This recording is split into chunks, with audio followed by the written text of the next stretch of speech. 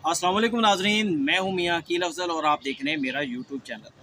नाजरीन, supreme court of Pakistan में आज एक इंतहाई अहम मुकदमे की समाअत हुई और इस समाअत का इंतज़ार कई दिनों से किया जा रहा था। लोगों की जाने से इस चीज़ का इंतज़ार था कि इमरान खान जब सुप्रीम कोर्ट ऑफ पाकिस्तान में बोलेंगे तो क्या बोलते हैं। चीफ जस्टिस काजी फ़ैज़ ईसा और इमरान खान के दरमियान जब मुकालमा होगा तो क्या मुकालमा होगा। तो आज वो दिन आ गया। चीफ जस्टिस काजी फ़ैज़ ईसा ने इमरान खान के साथ बात की। वो बात क्या थी, इमरान खान ने कौन कौन सी गुजारिशात चीफ जस्टिस काजी फ़ैज़ ईसा के सामने रखी, और एक और अहम मरहला कि सुप्रीम कोर्ट ऑफ पाकिस्तान ने इस मुकदमे की लाइव स्ट्रीमिंग क्यों ना की। ये दो अहम इश्यूज़ हैं जिनके ऊपर हम आज की इस वीडियो में बात करेंगे। हमारे साथ यहाँ पर मेहमान मौजूद हैं। राजा बिशारत साहब सीनियर साफ़ी हैं सुप्रीम कोर्ट ऑफ पाकिस्तान के। इनसे बात करते हैं। राजा जी, ज़रा तरतीब से चलते हैं। तरतीब से काले काले बूट का भी जिक्र कर लूँ ना। हाँ, काले boot supreme court of Pakistan में इस मुकदमे की समाअत के दरमियान पंजाबी में ही ये बात अच्छी करते हुए अच्छी लगेगी कि जनाब काले पूंड का जिक्र भी होया। वो काला पूंड क्या था और ये जिक्र क्यों किया गया, इसके ऊपर भी हम आज की समाअत में बात करेंगे। तो वीलॉग का बाकायदा आगाज़ करते हैं। राजा जी, ज़रा तरतीब से आते हैं। सबसे पहले नाज़रीन को ये बताइए कि चीफ जस्टिस काजी फ़ैज़ ईसा इस मुकदमे की लाइव स्ट्रीमिंग क्या ना करने का कह चुके थे, लेकिन फिर ऐसा क्या हुआ कि जनाब चीफ जस्टिस को कोर्ट ख़त्म करनी पड़ गई और जो है वो जजेस को मशावरत के लिए अंदर जाना पड़ा, और फिर मशावरत के बाद क्या फ़ैसला हुआ। बिस्मिल्लाहिर्रहमानिर्रहीम। बहुत शुक्रिया मियाँ साहब। मियाँ साहब, ये जब समाअत शुरू हुई तो एडवोकेट जनरल खैबर पख्तूनख्वा रुस्तम परगे उन्होंने कहा जी कि उन्होंने तो आपको पता है कि दरख्वास्त एक दायर की हुई थी इस केस की समाअत जो है वो लाइव स्ट्रीमिंग के हवाले से कि बराह रास्त इस केस की समाअत की जाए। उन्होंने इस्तदा की तो फिर जस्टिस अख्तर मिनल्ला ने कहा जी कि बिल्कुल ये मफाद आमा का केस है और इस केस की समाअत जो है वो बराह रास्त होनी चाहिए, जिस पर चीफ जस्टिस ने कहा जी कि ये तकनीकी मामला है, ये अवामी मफाद का मामला नहीं है। अवामी मफाद का मामला नहीं है, तकनीकी मामला है। लेकिन मियाँ साहब, आपको याद होगा कि लास्ट नवंबर में इस केस की समाअत हुई थी पहले, और चीफ जस्टिस साहब यही चीफ जस्टिस काजी फ़ैज़ ईसा साहब कर रहे थे जिस वक्त उन्होंने इमरान खान को नोटिस जारी करने का कहा था। वो समाअत लाइव हो रही थी और कल ही आप ख़त लिखते हैं जनाब यहाँ पर एक बरतानवी जो यहाँ पर एम्बेसडर कमिश्नर को, और उसे ख़त लिखते हैं कि जी हमने जो है वो पाकिस्तान की तारीख में पहली बार ऐसा हुआ जी कि हमने लाइव नशरियात शुरू की। या 24 घंटे भी इस बात पर कायम नहीं रहे आप, वो कहाँ गई लाइव नशरियात। लेकिन नहीं, बात यार बात वो नहीं है, फ़र्क क्या है यार, वो बात नहीं है ना। आप बात करें, फिर आप भाषण दे रहे हैं जनाब के हम जमहूरियत 600 साल से वो जमहूरी मुल्क है यार, उसे जमहूरियत सिखा रहे हैं आप, और फिर यहाँ पर जमहूरियत एक बिल्डोज करके रख देते हैं आप उसको जमहूरियत। ठीक है, 4-1 से फैसला हुआ, आपने अटॉर्नी जनरल को भी नहीं सुना कि भाई लाइव स्ट्रीमिंग के हवाले से क्या होना चाहिए। जजेस कमेटी फैसला करती है, चलो ठीक है। मखदूम अली खान मेरी बात सुने, लाइव स्ट्रीमिंग के लिए अटॉर्नी जनरल को सुनना या दूसरे वकील को सुनना जरूरी नहीं था।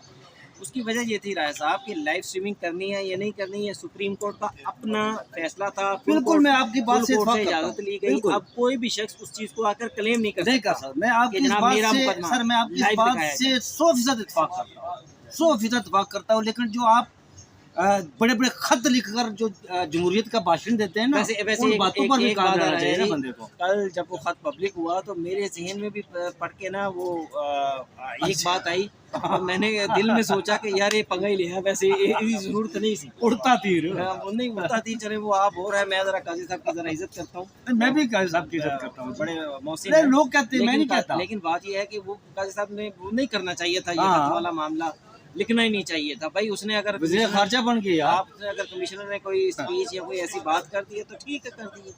आप उसकी बात का जवाब भी ना दें। अब देखिए, ये बात खत की तरफ चली गई, मैं इस पर एक कमेंट करूंगा। मुझे ये बताएं, पाकिस्तान की अदलिया की तारीख में मौलवी जस्टिस मनीर ने फैसला दिया मौलवी तमीजुद्दीन केस का, गलत दिया सही दिया, उसने इतनी वजाहतें पेश नहीं की।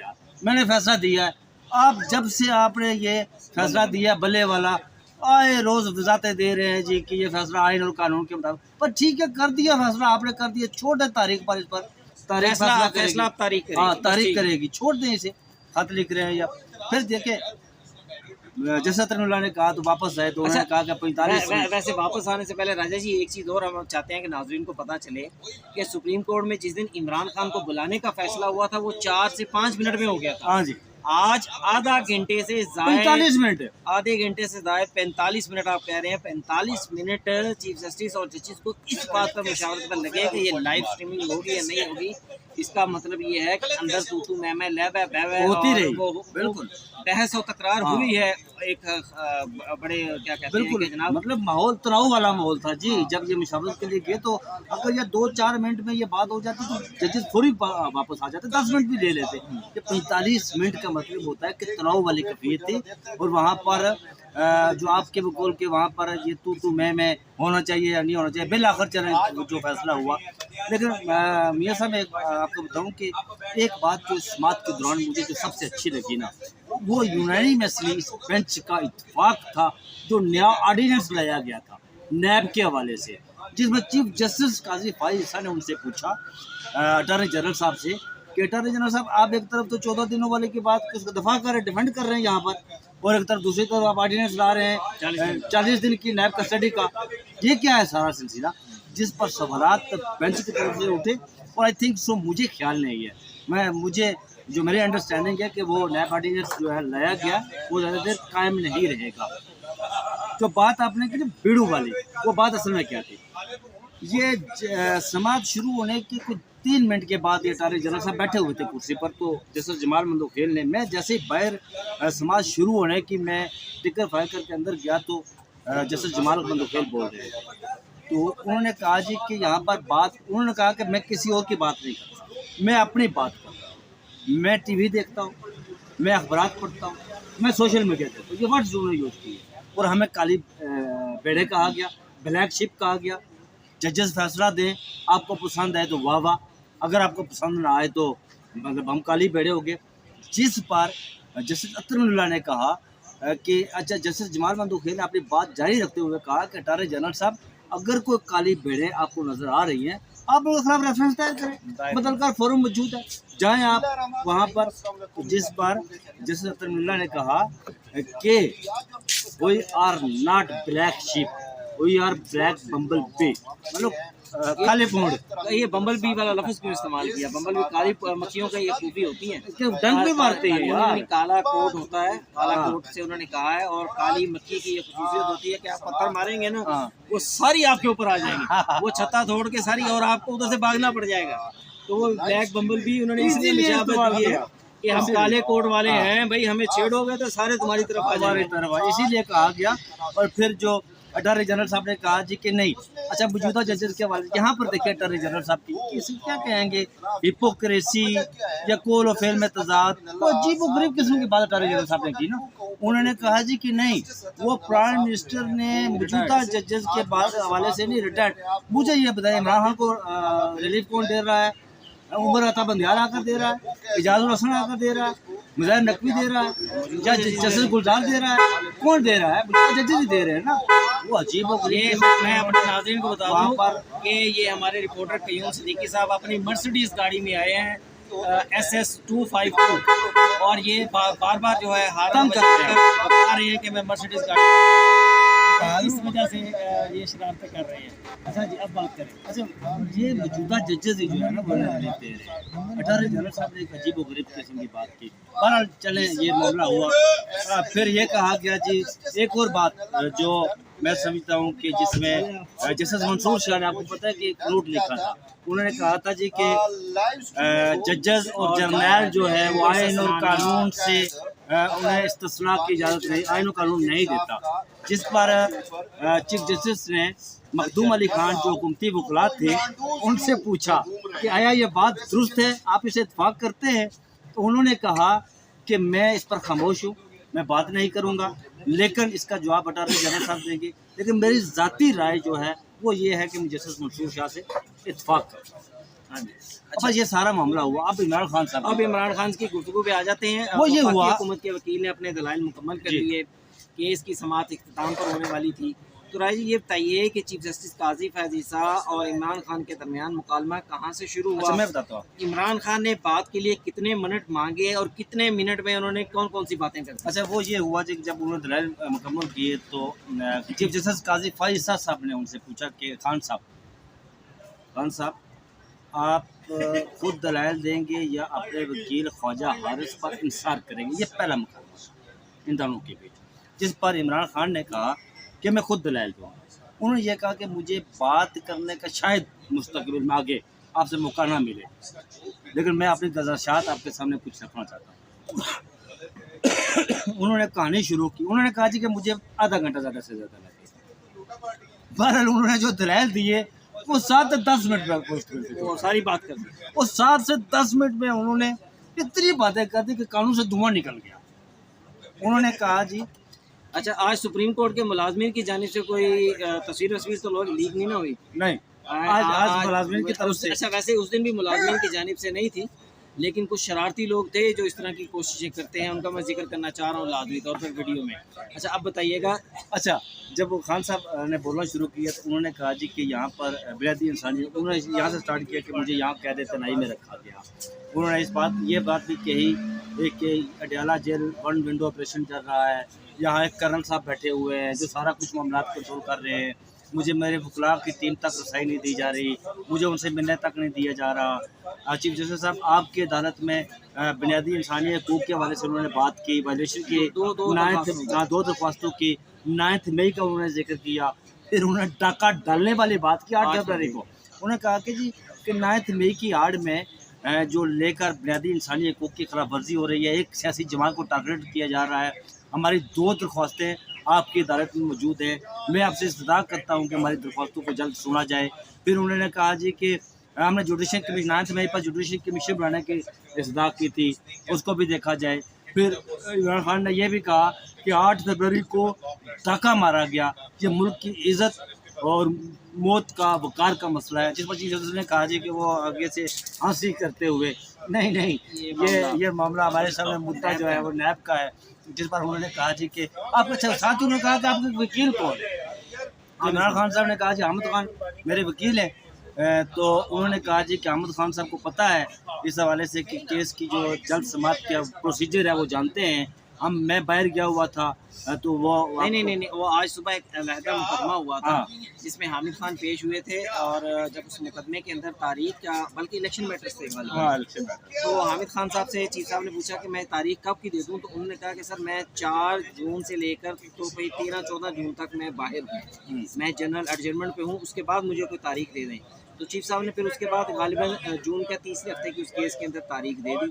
तो मेरे ख्याल से चीफ साहब इमरान खान साहब को बता रहे थे कि आज ही आपके केस के अंदर आपके वकील एक तारीख लेकर गए हैं, उन्हें पता है कि तारीख किस तरह लेनी है। और फिर ये भी मैं आपको बता दूं कि इमरान खान साहब ने ठीक है अपना सारा मुद्दा चीफ जस्टिस के सामने बयान कर दिया, लेकिन अब हकीकत ये है कि जो आज का चीफ जस्टिस है ये बंदयाल दौर के या आज से 1 साल पहले वाले चीफ जस्टिस इतना ताकतवर नहीं है। हर फैसला हर सो मोटो चीफ जस्टिस अकेले बैठकर नहीं कर सकता, अब एक कमेटी है सुप्रीम कोर्ट में। बिल्कुल ऐसा ही। तो अब वो सारे फैसले वो करती है, लेकिन लोग एक्सपेक्ट काजी साहब से वही करते हैं कि जिस तरह साकिब निसार साहब कोर्ट के अंदर बैठे बैठे सो मोटो कर लेते थे, साकिब निसार साहब कोर्ट के अंदर बैठे बैठे जो था मुकदमा फिक्स करवा लेते थे, तो अब शायद चीफ साहब काजी साहब भी उसी तरह नहीं होगा। लेकिन बहरहाल ये है के दौरान लिए गए यार राजा जी के दौरान सो मोटो लिए गए, आप ये बात करें ना। हाईएस्ट तरीन फोरम जो है ना सुप्रीम कोर्ट ऑफ पाकिस्तान है, जहाँ पर आप अपनी शिकायत दर्ज करवा सकते हैं। 5 जजेस के सामने, मुल्क के 5 ताकतवर तरीन जजेस के सामने इमरान खान ने आज अपनी शिकायत अपने मुद्दा रख दिया, अपना मुद्दा रख दिया है।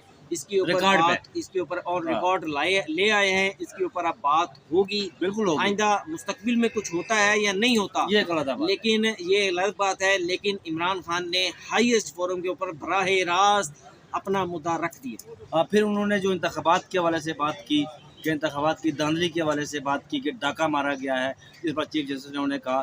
फिर चीफ जस्टिस ने उन्हें हुक्म दिया कि आप ख्वाजा हारिस साहब को कहा कि आप जिस वक्त चाहें उनसे जाकर मिल लें, 2-4 वकलाल साथ लेकर, को 50-60 वकलाल साथ लेकर ना जाना। फिर ये भी कहा गया कि इमरान खान साहब को इस मुकदमात के मतलब जितनी भी दस्तावेज़ात है, डॉक्यूमेंट्स है, वो चाहिए उन्हें फराहम की जाए। तो ये केस की समाअत जून के पहले हफ्ते तक मुलतवी कर दी गई, लेकिन इसके साथ इमरान खान साहब से उन्होंने पूछा कि चीफ जस्टिस साहब ने कि क्या आप अपने दलाइल खुद देंगे, तो उन्होंने कहा जी कि दलाइल मैं खुद दूंगा, लेकिन मुझे मुशावरत के लिए वकला की ज़रूरत है।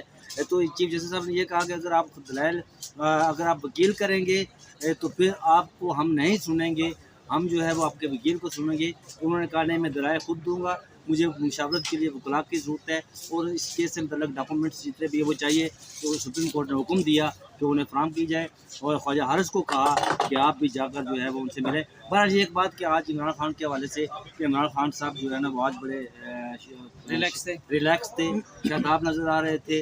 उनके आज जो जिस कमरे में वो बैठे हुए थे वहाँ आज लाइट का भी कोई इशू नहीं था। पिछली समाज पर पता है आपको कि वो लाइट्स का बड़ा प्रॉब्लम था, उनके चेहरे पर लाइट पड़ रही थी। रॉयल ब्लू कलर की उन्होंने शर्ट पहनी हुई थी, हाथ में फिरोजी रंग की तस्वीर थी, दाएं तरफ उनकी जो है वो पानी रखा हुआ था, पानी की बड़ी बोतल थी जिसे वो घूंट भी पी रहे थे, पानी के ले रहे थे। और दस्तावेजात भी मेरे ख्याल में कुछ कागजात उनके पास थे जिन्हें वो ऐनक लगा कर देख रहे थे। बहरहाल आज वो खुशगवार मूड में भी थे। ये थे आज टोटल की जो समाअत हुई उसका हवाल था जो हमने आपके सामने रखा है। नाज़रीन, इस दरख्वास्त के साथ कि आप हमें अपनी दुआओं में याद रखिएगा।